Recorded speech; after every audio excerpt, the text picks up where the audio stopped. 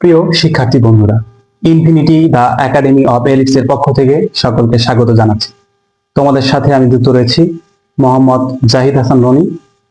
পড়াশোনা করছি শাহজালাল বিজ্ঞান ও প্রযুক্তি বিশ্ববিদ্যালয়ের ইংরেজি বিভাগে। আজকে তোমাদের জন্য ইংরেজি গ্রামারের একটি চমকপ্রদ ক্লাস নিয়ে হাজির হয়েছি। চলো শুরু করা যাক। আজকে আলোচনা করতে যাচ্ছি ইংরেজি গ্রামারের একটি চমকপ্রদ টপিক, ন্যারেশন। ন্যারেশন শব্দের অর্থ হচ্ছে উক্তি। আচ্ছা, ন্যারেশন বলতে আমরা আসলে কি বুঝি? আমরা দৈনন্দিন জীবনে যে কথাগুলো বলে থাকি তার প্রত্যেকটিকেই এক একটি উক্তি। উক্তির মাধ্যমে আমরা আমাদেরকে মনের ভাব প্রকাশ করে থাকি। তো তাকে আমরা ইংরেজিতে বলছি কি? ন্যারেশন। ন্যারেশন হচ্ছে দুই প্রকার, একটা হচ্ছে ডিরেক্ট ন্যারেশন, আর একটা হচ্ছে ইনডিরেক্ট ন্যারেশন। অর্থাৎ এটাকে আমরা বলবো প্রত্যক্ষ উক্তি, আর এটা হচ্ছে পরোক্ষ উক্তি। প্রত্যক্ষ আর পরোক্ষ উক্তির মধ্যে পার্থক্য কি? দেখো, আমরা সচরাচর যে কথাগুলো বলি, যেমন আমি যদি বলি যে আমি আজকে ঢাকা যাব, এটা হচ্ছে প্রত্যক্ষ উক্তি বা ডিরেক্ট ন্যারেশন। আর কেউ যদি বলে, ধরো বিভিন্ন সংবাদপত্রে বিভিন্ন খবর তোমরা নিউজ দেখে থাকো, নিউজ রিপোর্টার যারা রয়েছে তারা বিভিন্নভাবে সংবাদকে উপস্থাপন করে থাকে। যেমন ধরে নাও, এরকম বলা হলো যে আজকে বাংলাদেশের প্রধানমন্ত্রী জানিয়েছেন তিনি আজ বিকাল 3 ঘটিকার সময় লন্ডনের উদ্দেশ্যে যাত্রা করবেন। এই যে কথাটি বললো, এই কথাটি কি? ইনডিরেক্ট ন্যারেশনের আওতাভুক্ত। তাহলে যেটা সরাসরি কথা হয় সেটা হচ্ছে ডিরেক্ট, আর যেটা হচ্ছে কারো মাধ্যমে তৃতীয় একজন পার্সন যেটাকে বর্ণনা করে সেটা হচ্ছে কি? Indirect narration. তো ন্যারেশন করতে গেলে তোমাদের যে তিনটি বিষয় ভালো করে জানতে হবে সেটি হচ্ছে, ফার্স্ট, সেন্টেন্স সম্পর্কে তোমার ভালো একটি ধারণা থাকতে হবে। এরপর হচ্ছে টেন্স সম্পর্কে তোমাদের খুব সুন্দর একটি ধারণা থাকতে হবে। তৃতীয়ত হচ্ছে পার্সন সম্পর্কে তোমাদের ধারণা থাকতে হবে। আমি আশা করি সেন্টেন্স, টেন্স এবং পার্সন সম্পর্কে তোমাদের খুব সুন্দর আইডিয়া রয়েছে। এখন ন্যারেশন অর্থাৎ ডিরেক্ট থেকে ইনডিরেক্ট ন্যারেশন করার সময় কিছু রুলস তোমাকে ফলো করতে হবে। তার মধ্য থেকে প্রথম যে রুলস তোমাকে আমি বলবো যেটি তোমাকে মনে রাখতে হবে সেটি হচ্ছে টেন্সের পরিবর্তন। টেন্সের পরিবর্তন। তাহলে ডিরেক্ট থেকে ইনডিরেক্ট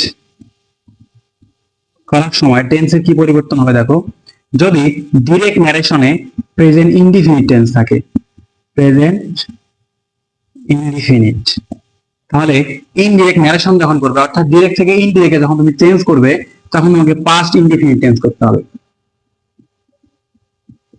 এরপরে যদি ডিরেক্ট ন্যারেশনে প্রেজেন্ট কন্টিনিউয়াস টেন্স থাকে তাহলে তোমাকে পাস্ট কন্টিনিউয়াস টেন্সে রূপান্তর করতে হবে। এরপরে যদি প্রেজেন্ট পারফেক্ট টেন্স থাকে তাহলে তোমাকে করতে হবে পাস্ট পারফেক্ট টেন্স। এরপর হচ্ছে যদি ডিরেক্ট ন্যারেশনে প্রেজেন্ট পারফেক্ট কন্টিনিউয়াস টেন্স থাকে তাহলে তোমাকে করতে হবে পাস্ট পারফেক্ট কন্টিনিউয়াস। এর পরবর্তীতে যদি ডিরেক্ট ন্যারেশনে পাস্ট ইনডিফিনিট টেন্স থাকে তাহলে তোমাকে করতে হবে পাস্ট পারফেক্ট টেন্স। এর পরবর্তীতে যদি পাস্ট কন্টিনিউয়াস টেন্স থাকে তাহলে তোমাকে করতে হবে পাস্ট পারফেক্ট কন্টিনিউয়াস। এর পরবর্তীতে যদি থাকে ডিরেক্ট ন্যারেশনে পাস্ট পারফেক্ট টেন্স তাহলে তোমাকে করতে হবে পাস্ট পারফেক্ট টেন্স, অর্থাৎ এই টেন্সের মধ্যে কোনো পরিবর্তন হবে না। এরপর যদি থাকে পাস্ট পারফেক্ট কন্টিনিউয়াস টেন্স সেক্ষেত্রে কোনো পরিবর্তন হবে না, তোমাকে লিখতে হবে কি? Past perfect continuous tense. তাহলে যে হিসাবে আমাকে মাথায় রাখতে হবে যে ডিরেক্ট ন্যারেশন থেকে যখন তুমি ইনডিরেক্ট ন্যারেশনে রূপান্তর করবে তোমাকে অবশ্যই টেন্সের দিকে খেয়াল রাখতে হবে, কারণ টেন্সটা কি হয়ে যাবে? পরিবর্তন হয়ে যাবে। কিভাবে পরিবর্তন হবে? যদি ডিরেক্ট ন্যারেশনে প্রেজেন্ট ইনডিফিনিট টেন্স থাকে তাহলে পাস্ট ইনডিফিনিট করতে হবে, প্রেজেন্ট কন্টিনিউয়াস থাকলে পাস্ট কন্টিনিউয়াস করতে হবে, প্রেজেন্ট পারফেক্ট থাকলে পাস্ট পারফেক্ট করতে হবে, প্রেজেন্ট পারফেক্ট কন্টিনিউয়াস থাকলে পাস্ট পারফেক্ট কন্টিনিউয়াস করতে হবে। এরপর পাস্ট ইনডিফিনিট টেন্স থাকলে তোমাকে করতে হবে কি? Past perfect tense.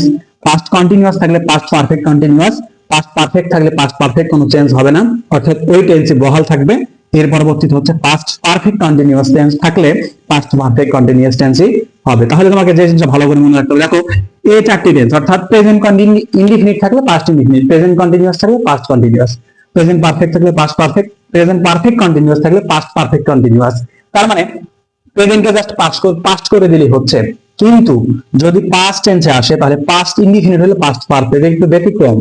এই চারটা তোমাকে একটু ভালো করে খেয়াল রাখতে হবে যদি তুমি ন্যারেশনে ভালো করতে চাও।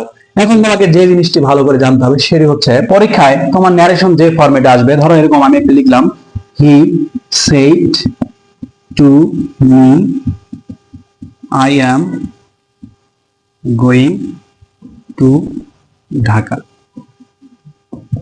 আমি তোমাকে বলেছি যে ন্যারেশন করতে গেলে তোমাকে তিনটি বিষয় ভালো করে জানতে হবে, একটি হচ্ছে সেন্টেন্স, দ্বিতীয়টি টেন্স এবং তৃতীয়টি হচ্ছে কি পারসন। তাহলে ডিরেক্ট ন্যারেশন থেকে যখন তুমি ইনডিরেক্ট ন্যারেশনে রূপান্তর করবে তখন টেন্সের যেমন পরিবর্তন হবে, সেক্ষেত্রে তোমার সেন্টেন্সের দিকে একটু লক্ষ্য রাখতে হবে। কিভাবে? দেখো, এই যে আমরা দেখতে পাচ্ছি হি সেড টু মি, এই সেড টু এই অংশটাকে বলা হয় রিপোর্টিং ভার্ব, রিপোর্টিং ভার্ব। এবং এই যে তুমি কথাটা বলতেছো সেটাকে বলবো রিপোর্টেড স্পিচ, অর্থাৎ রিপোর্টিং ভার্ব এবং রিপোর্টেড স্পিচ।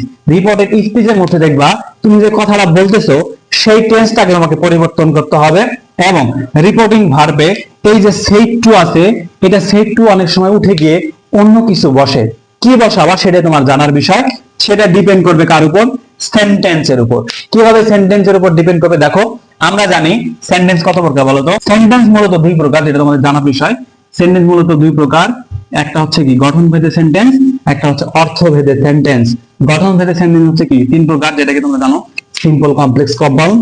এবং অর্থভেদে সেন্টেন্স হচ্ছে পাঁচ প্রকার, অ্যাসার্টিভ, ইন্টারোগেটিভ, ইম্পারেটিভ, অপটেটিভ এবং এক্সক্লামেটরি। এখন অ্যাসার্টিভ থাকলে কি হবে? সেড টু এর পরিবর্তে। ইন্টারোগেটিভ থাকলে সেড টু এর পরিবর্তে কি হবে? ইম্পারেটিভ থাকলে সেড টু এর পরিবর্তে কি হবে? অপটেটিভ থাকলে কি হবে? এক্সক্লামেটরি সেন্টেন্স থাকলে কি হবে?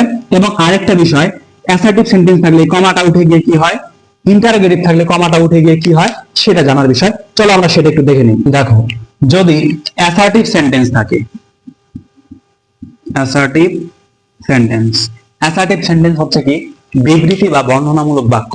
আশা করি তোমরা প্রত্যেকটা সেন্টেন্সের বৈশিষ্ট্য জানো, আমি আলোচনা করার প্রয়োজন বোধ করলাম না, যার কারণে আলোচনা করছি না।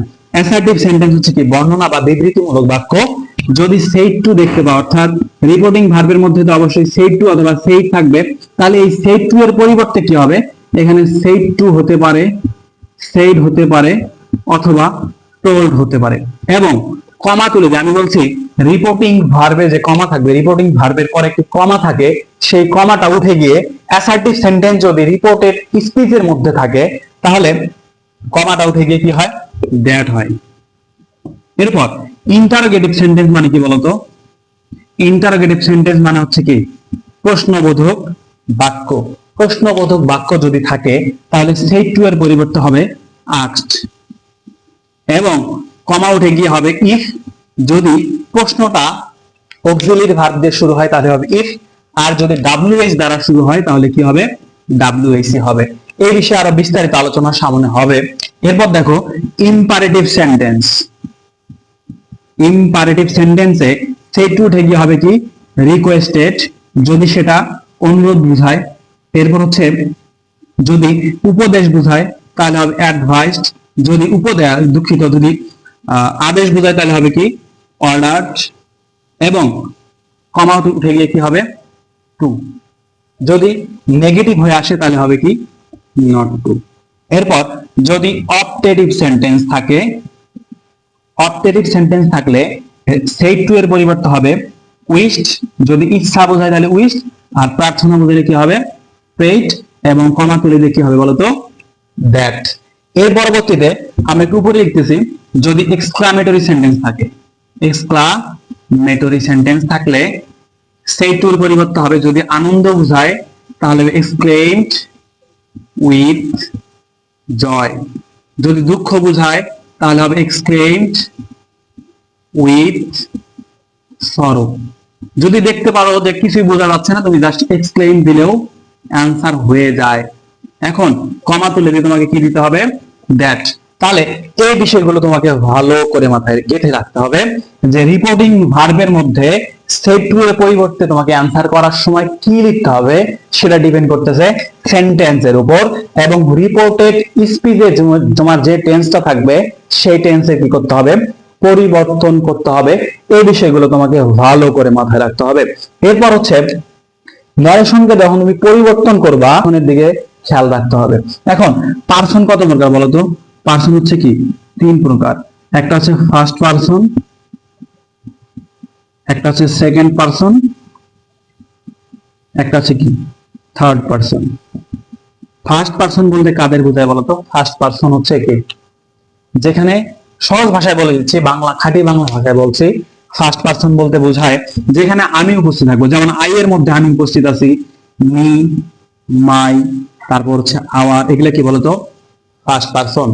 এবং দ্বিতীয়ত হচ্ছে কি সেকেন্ড পার্সন হচ্ছে ইউ, ইউর, এগুলো হচ্ছে সেকেন্ড পার্সন। আর এই যে আমি সহজ বাংলা ভাষায় বলছি, দেখো আমি আমরা ফার্স্ট পার্সন, তুমি তোমরা সেকেন্ড পার্সন, আমি আমরা তুমি তোমরা বাদ দিয়ে পৃথিবীতে যত পার্সন আছে সব কি থার্ড পার্সন। মনে থাকবে? তাহলে আমি আমরা হচ্ছে ফার্স্ট পার্সন, তুমি তোমরা সেকেন্ড পার্সন, এবং আমি আমরা তুমি তোমরা বাদ দিয়ে পৃথিবীতে যত ধরনের পার্সন আছে সব কি থার্ড পার্সন। এখন এই যে পার্সন, টেন্স, সেন্টেন্স আমরা সবকিছু জানলাম, কোনটা কিভাবে চেঞ্জ করতে হবে এটা জানলাম। এখন আমরা এটাকে অ্যাপ্লাই করব কিভাবে? অ্যাপ্লাই করার জন্য আমাদের তোমাদের কি কাজ? আমাদের সাথে যুক্ত থাকতে হবে, আমাদের পেজের সাথে যুক্ত থাকতে হবে। এবং তোমাদের জন্য খুবই সুখবর, সেটা হচ্ছে এইচএসসি 26 এবং 27 ব্যাচ তোমাদের জন্য মাস্টার মাইন্ড ব্যাচ খোলা হয়েছে। আমাদের এরকম অসংখ্য টপিক, যেই টপিকগুলো নিয়ে তোমরা অলওয়েজ দ্বিধাদ্বন্দ্বে ভুগতেছো, সেই বিষয়গুলো নিয়ে সুন্দরভাবে আমাদের মেন্টররা আলোচনা করছে। তার জন্য তোমাদের করণীয় হচ্ছে আমাদের এই কোর্সটিতে জয়েন করা, এবং এই কোর্সটিতে জয়েন করার মাধ্যমে তুমি এই ক্লাসগুলো সুন্দরভাবে বিস্তারিত ব্যাখ্যা সহ বিশ্লেষণ করতে পারবে। তো আমাদের অতি দ্রুত আমাদের কোর্সে যুক্ত হয়ে যাও, এবং আমাদের এই ক্লাসগুলো যুক্ত হয়ে আমাদের এই ক্লাসগুলো সুন্দরভাবে উপভোগ করো, এবং ক্লাসের মাধ্যমে তোমাদের যত সমস্যা আছে সমস্যাগুলোকে সমাধান করো। সেজন্য তোমাদের অবশ্যই আমাদের মাস্টার মাইন্ড ব্যাচে জয়েন করতে হবে। তো বিস্তারিত আলোচনা আমরা সেখানেই করবো ইনশাআল্লাহ। তো সেই পর্যন্ত সকলে ভালো থাকো, সুস্থ থাকো, দেখা হবে নতুন কোনো বিষয় নিয়ে। ধন্যবাদ সবাইকে।